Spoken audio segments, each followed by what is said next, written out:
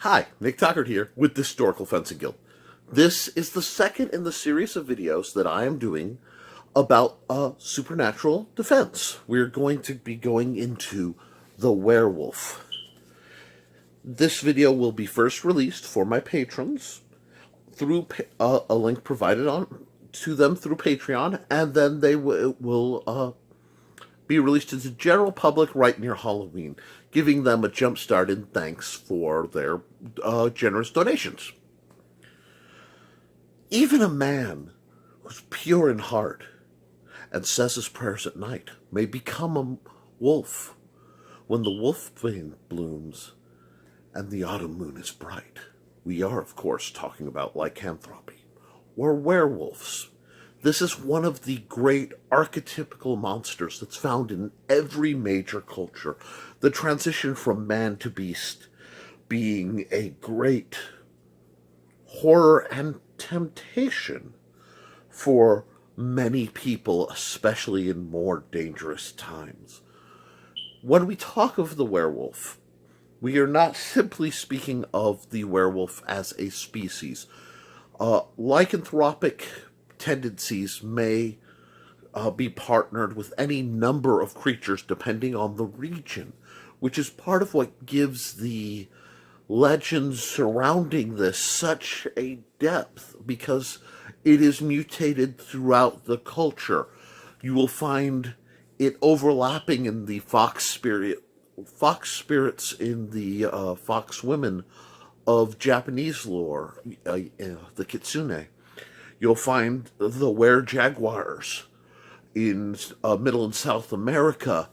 Of course, the Eastern European werewolf, and even today, in stories that are near to my heart, the Dogman sightings of Lower Michigan and Northwest Indiana.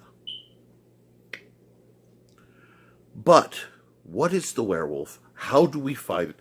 As authors and as martial artists, how do we approach this problem? First off, we have to break down the fact that there are actually 3 subclasses of lycanthropy.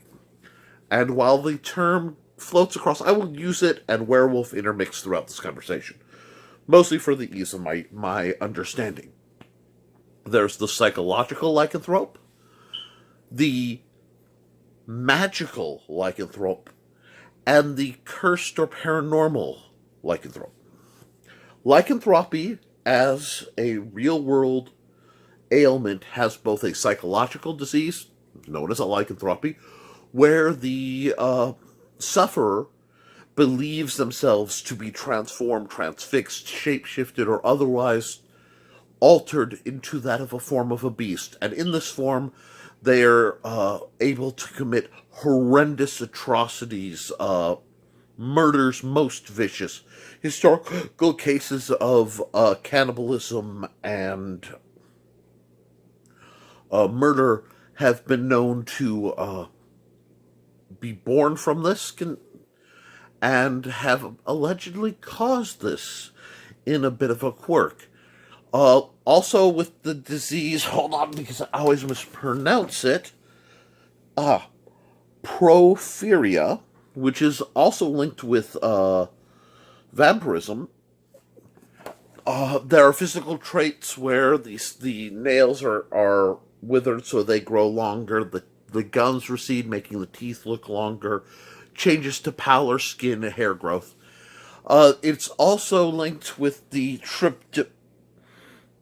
well, my speech impediment isn't even letting me get near that word today, and I'm not going to try. But basically, there's a condition where the skin everywhere on a human grows roughly hair about yay long, and causes the wolf man that you see in sideshows and such. This, of course, has much overlap with the legend. But understanding that there's a reasonable root belief in something that could happen could account for it popping up enough as a genetic anomaly to exist in all cultures. As well as a mental ailment. Mental ailments happen all the time, so, again, plausible. But really, are we here for plausible? If you're dealing with someone who is mentally ill and believes themselves to be a wolf.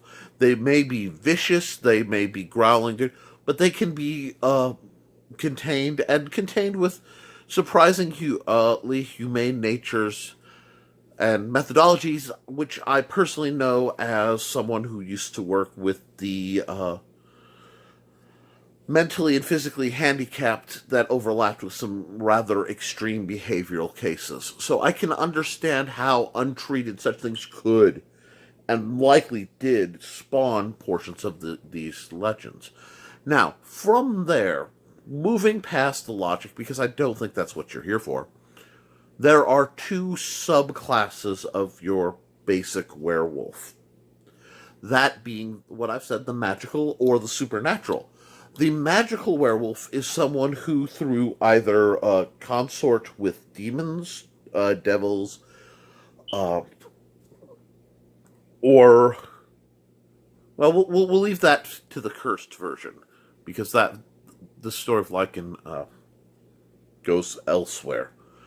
But through this gains a usual device, something like a fur belt or coat, in which they may don and take the form of a creature. These are true shape shifters.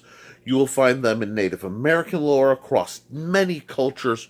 You'll find them in Celtic lore, Slavic lore, Russian lore. These sorcerers of various sorts very often achieve this state or are permitted through a rite of a taboo, you oftentimes involving cannibalism. The mechanics of which I don't want to get into, one, for the sake of it's hard knowledge to find, and two, because it's not what I found, it's not something I'd care to proliferate. Just understand that certain sorceries were attempted and supposedly believed possible, and such devices have been recorded. It's an interesting matter to look into, but it is also a dangerous one. I take these matters very seriously. I'm not a practitioner per se, but I am a witness of a great many things, and I treat it with respect until given extremely solid evidence not to. That being said, to defeat one of these, usually in wolf form, they have some resistances. Religious ties, prayers, etc., tend to, or through process of exorcism, break the spell, eject the entity, or it may damage the garment that facilitates this transformation. This is a very different thing. This is getting more akin to the type of berserk states that were brought on by the ingestion of certain hallucinogenic mushrooms, funguses, things that run very similar to LSD, and things like woad, which basically can put someone in essentially a berserk pain unfeeling state where feats of strength and endurance are short-term capable because you've overridden the biomechanical failsafes. Whether this is done through chemistry or through sorcery, when we get into these things, there's a lot of actual overlap where people don't know what the minimal of what causes an effect. So the chanting that might be done, or the setting of the moon, or something like that, for a magical process, is viewed as valid by the people recording it as, the substances, not knowing that, or the lack of knowledge of said substances. So you may not know that it's not just, eating a bread at this time and this place is part of the ritual. The bread originally was a rye and there was a type of mold on it, or something like that. It's complex and it's delightful when you start looking into the history of magic, sorcery, and especially ceremonial magics. because there really is a sense of they don't know which of these steps are necessary and which aren't, so they perfectly duplicate as much as possible to ensure success. Much of which I find on study seems a lot like stomping your feet to shake someone's hand, but that goes back into some unrelated studies that this video is not intended to address per se. That being said, defeating that type of lycanthrope is easiest done by destroying the garment or making them violate the code. There's usually some rules involved. Now we'll get into the lycanthropy as a curse. Lycanthropy as a curse is one most famously known when King Lycan hosted a dinner for Zeus, having as a way of apology for claiming that the gods were not all-knowing and all-seeing. And during that dinner, he fed Zeus a dead body that's been prepared, essentially forcing the god of thunder, lightning, king of the gods, etc., to commit one of the greatest taboos there is, cannibalism. Now, in punishment for this effrontery, he was turned into a part man, part beast, and that's where we get the name Lycan, as in King Lycan. There are also even biblical stories of saints ministering and spreading the word of God to beast people. It's fascinating when you get into it. Now, whether that was seen as a racial slur kind of thing, or they literally were spreading the love of God to lycanthropes, I don't know. But it is something to look into. And I encourage you to dig it up. You'll see what I mean. Now, that is more core.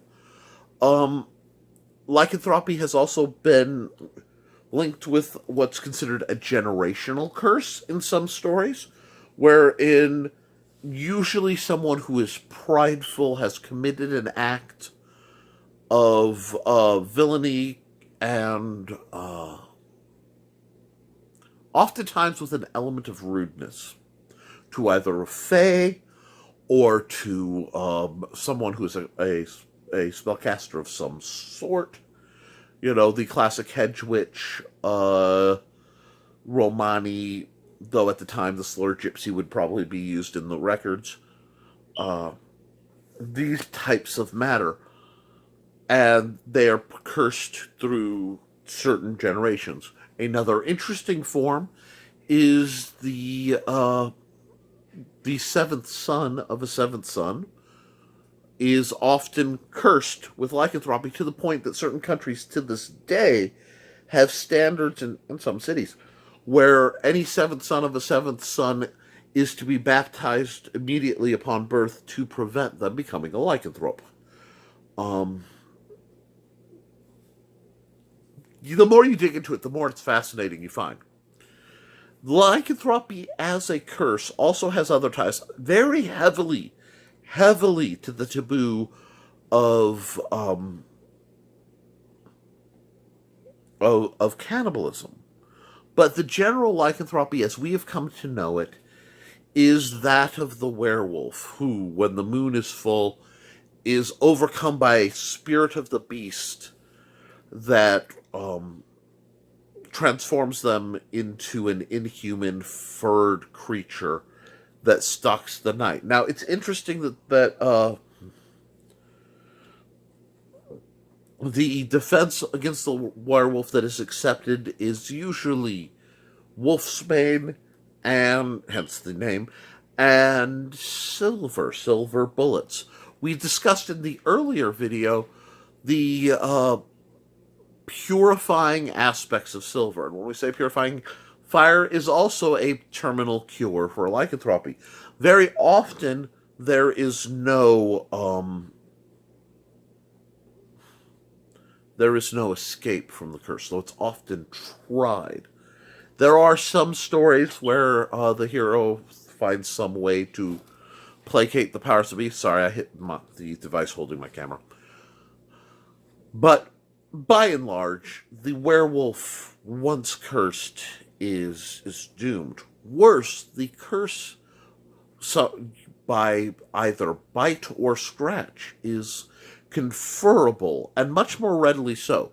For the vampire curse, as we just mentioned and hinted on earlier, there is a process, usually one done of consent, where a vampire, usually of a certain age or class, e.g. a master, is fed upon after the vampire feeds on them, cycling it between.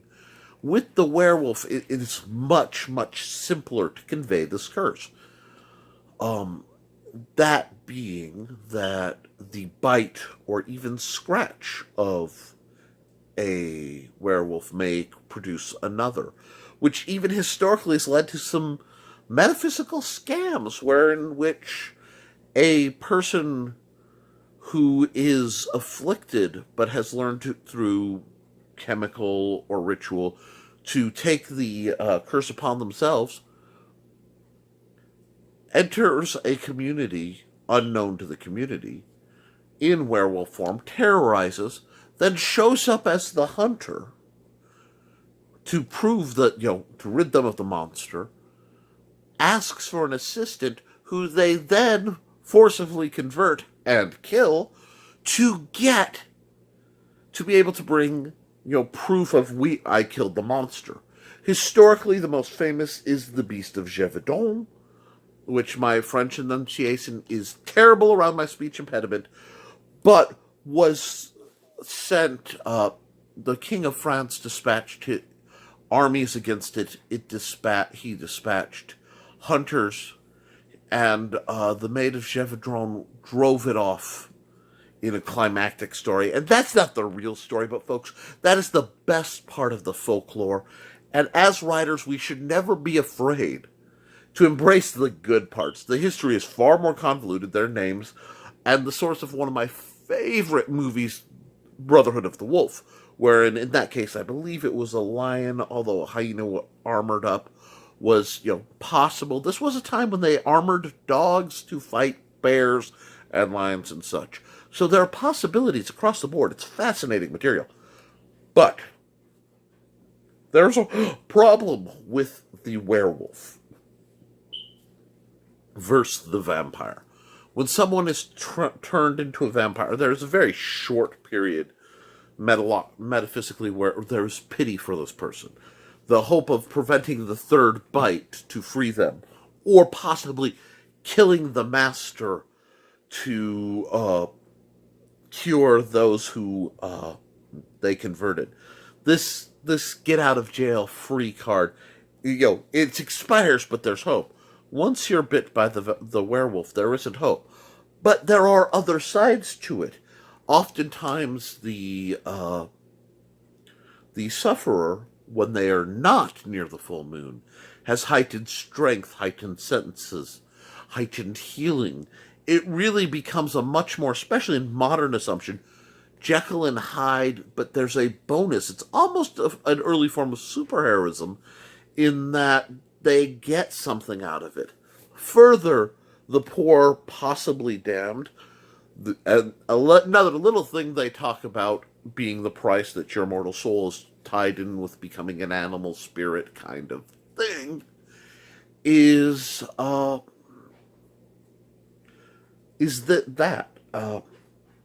there's pity for this creature. The werewolf can, if understanding of its condition, lock itself up, or with the aid of others, lock themselves up during the night and still during the 3 nights of the full moon, and then function fairly well. Or they can weaponize that and use their lycanthropy to gain an edge, either in combative or even monster hunting things. Cite Larry Correa's wonderful Monster Hunters International for some delicious lycanthropy stuff that's interwoven in the books. I'm not going to give details. It's worth reading. Now, speaking of monster hunting, we're going to talk about dealing with the werewolf, and then we're going to talk about a very special set of lycanthropic subsets that, while not true lycanthropy, really belong in this video. The traditional means of killing a werewolf is as follows. Shoot them with a silver bullet, usually through the heart. The werewolf is perceived to be allergic heavily to silver. It is for them. The purifying is a corrosive agent, and it has been evolved. Silver blades often are assigned to working better on several supernatural entities, including werewolves, vampires, certain types of spirits. Though certain types of spirits really prefer cold iron, and once we get into Fae, which very much overlap the spirit world, we'll get heavier into that side of things, but with even more caveats because it's a much more complex system. For the individual fighting the werewolf, even more than fighting the vampire, which I really didn't get into because I wanted to not be repeating myself intensively. The armoring is crucial. This is because the possibility of conversion is so high. You have to treat it as a bloodborne pathogen, and one with bite transmission. That means you pretty much need plate to minimal chainmail, but plate definitely. And that's not going to stop the werewolf from killing you, but it sort of sets up a scenario where if they hit you hard enough to get through your armor, it's going to be enough to kill you, but you won't be caught in that dread position of surviving a werewolf attack and becoming a werewolf later. So the armoring becomes very persistent. Understanding that usually the werewolf doesn't retain its human intelligence during the bestial form. It has to be treated as a very cunning hunter. Think in terms of the Ghost in the Darkness, the lions. This is something with a higher than normal animalistic hunting instinct and intelligence. So you treat it first. The werewolf has to be fought just like the vampire was fought in two modes. The werewolf is fought in two modes. First is detection. Before the moon, there are traits that allegedly can involve, most likely, allergy to silver, aversion to wolfsbane, heightened sense of smell. Dogs, especially, will not usually approach a werewolf. Animals are uncomfortable because even though the werewolf is in human form, they're still an apex predator.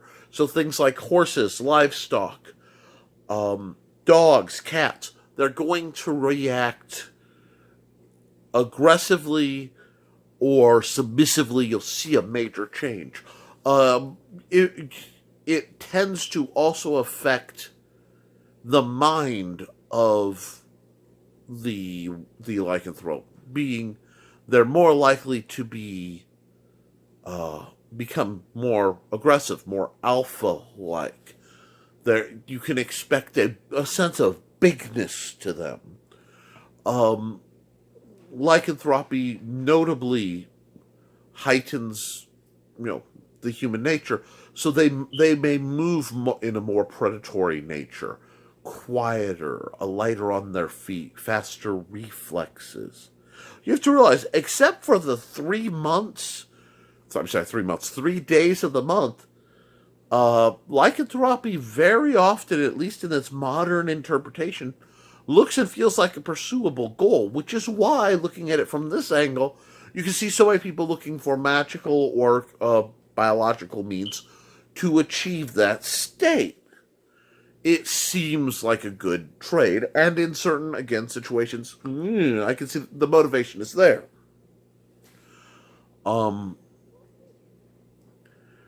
But I think there's a desire to make the lycanthrope even more, not pitiable, but enviable. And it comes with our fixation on superheroes. There are people who want to fixate on being a vampire, but once the transition of vampire happens, usually the soul is destroyed because a vampire is closer to being a demonic possession that sticks. The person isn't the same behind, and they're always not the same behind their eyes. Whether this is an actual separate entity taking over, or simply the mechanics of everyone is food that you need affecting your psychological systems of thought, it goes there. There is some talk of lycanthropy greatly extending one's health, too. Because the ability to heal, age is essentially the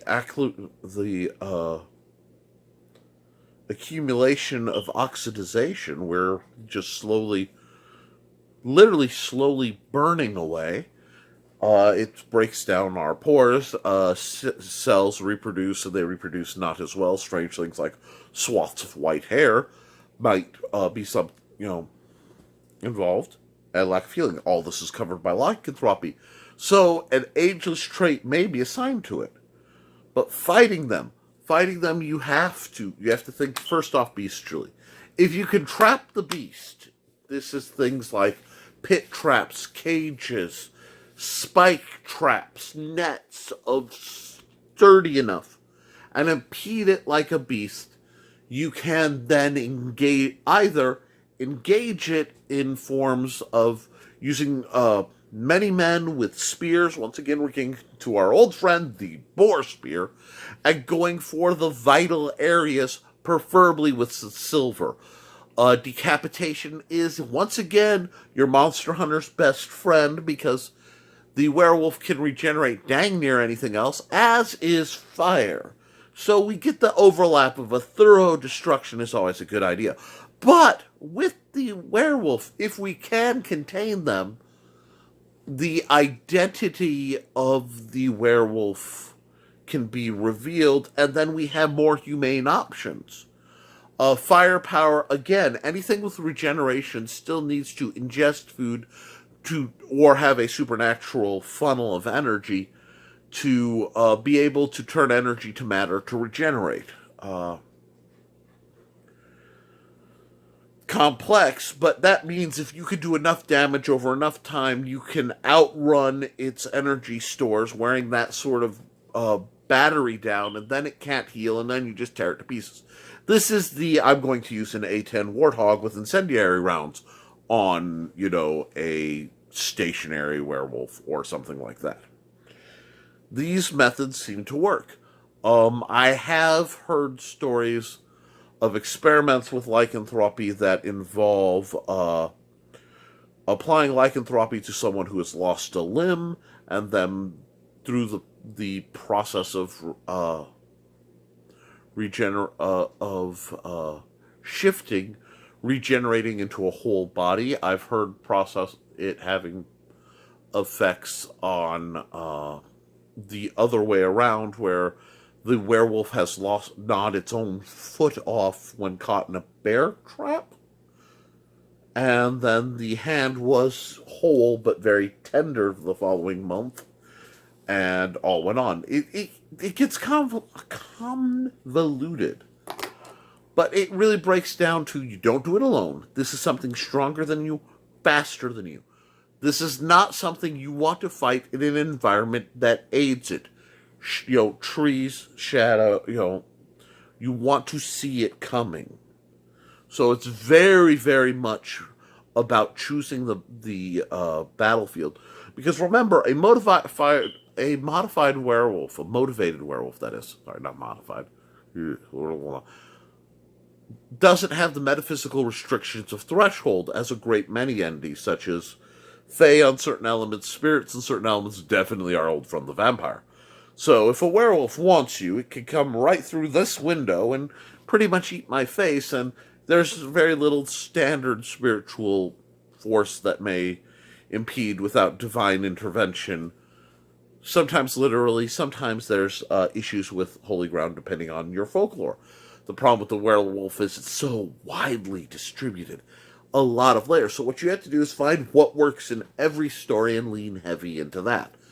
When we talk about leaning heavy into stories that work sometimes, there are actually legends where the cursed werewolf may be transformed back into human by one simply recognizing it and calling it by its human name.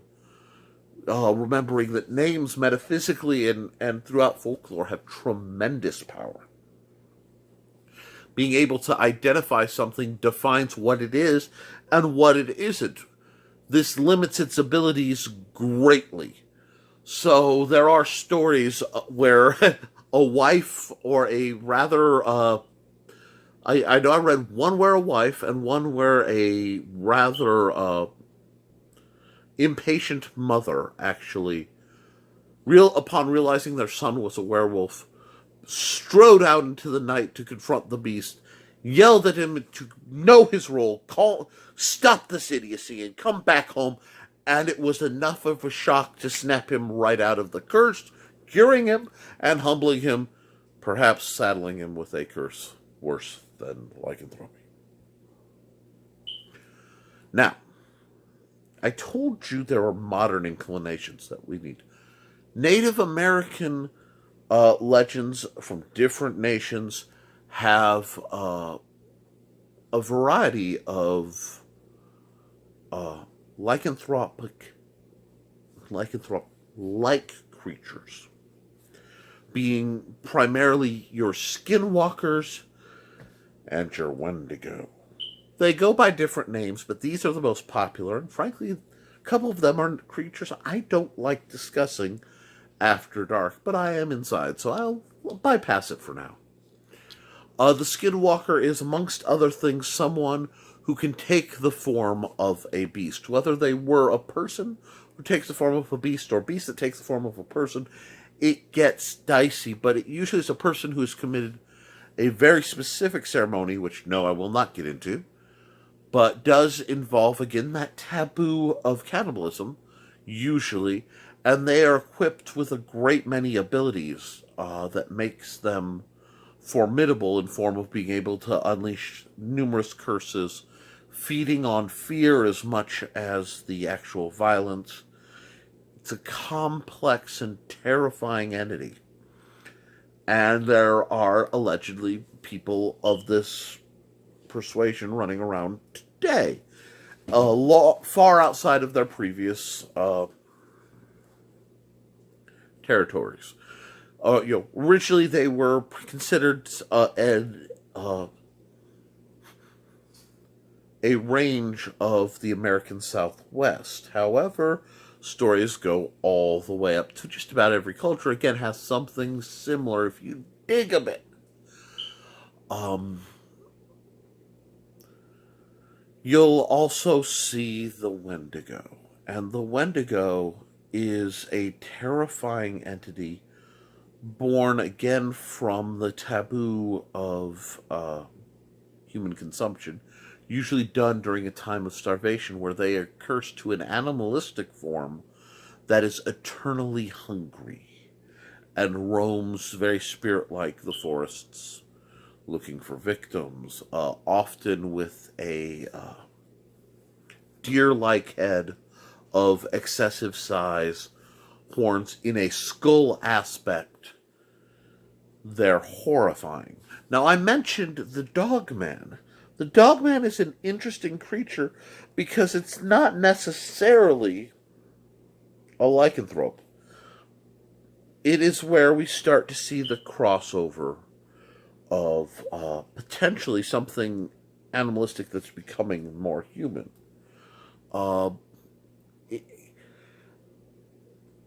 It's funny because people have tried to lump it in with Bigfoot, everyone's favorite cryptid that roams, tall, missing link, ape-like creature. And during reports of the Dogman, they like to bring that up. But the muzzle is all wrong. These things don't have a humanish face. They have a muzzle. Traditionally, their back legs are much closer to being digigrade. They They hunt and prowl again more northern areas, often with Norse populations as well as Native American. Most famous being the Beast of Bray Road. But they have been spotted as far as LaPorte County in the mid 2000s, the mid aughts, early aughts. Have to think about that. But and they are tied with other creatures because there may be connection to the wild hunt. But these are, to the best of knowledge, biological creatures, simply very powerful, very fast. Humanoids, dog-like faces, 6 to 8 feet tall, able to run upwards of 25, 30 miles an hour. Formidable creatures. But in that format, they're usually presented as creatures. Dangerous, deadly, but very much following traditional physical roles. That means they can be dealt with like creatures. Hunted, shot, not terribly complex, unless it doesn't work. So it's a case of, I don't know about you, but I'd be rocking some silver in my shotgun shells. The thing about the werewolf, especially. Now, I don't know how to kill a Wendigo. I've heard taking its heart can do it. There's some other dicey things, but offhand, I don't know. It's one of those where I would be going to my research and digging if I thought a Wendigo was a problem. It's also interesting that they border, like many things that are Native American legends, but greatly resemble the Fae type subset found in Europe. Whether the monsters of Europe followed with the European settlers in Asia and elsewhere, or the natural supernatural flora and fauna, uh, simply mirrors it the way there are deer in across the continents in one form or another. Fighting the werewolf is definitely a task done. If you're fighting it in its form, it has to be at night. It has to be full moon. This gives you a very locked in time frame wherein one may prep to engage these creatures. Not to be done lightly, and again, not to be done singly. They are definitely a. This is where it gets interesting. The temptation for me is to say these are another of your sever or maim, creature. You want large hacking weapons, but it depends on how allergic to silver they really are. Because if you are dealing with either a fictional universe or you decide that this is the folklore, this is one of the few times where a certain dueling practice may be better and easier, that being the concept of first blood. Many epéist format duelists do not target kill areas, but the first one to draw blood was the winner. That, assuming silver were to be a curative, one could actually easily have a silver-tipped small sword, foil-like weapon, a thin blade of some sort.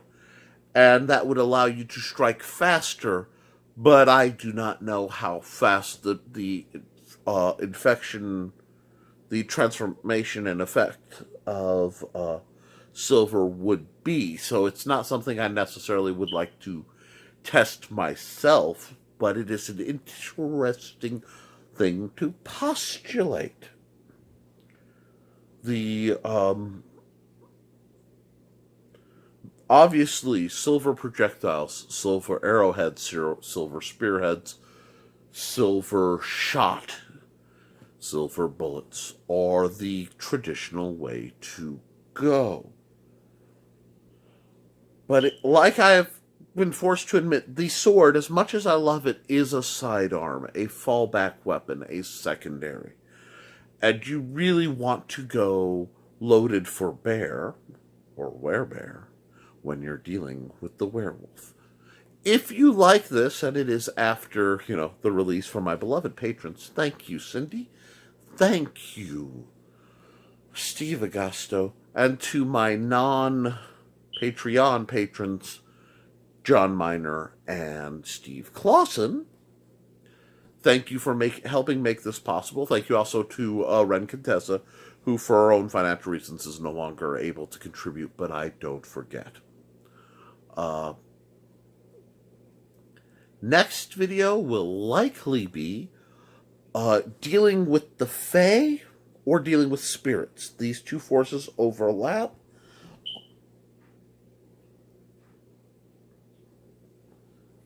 And I will also deal with whatever's bumping in the night right now in my home.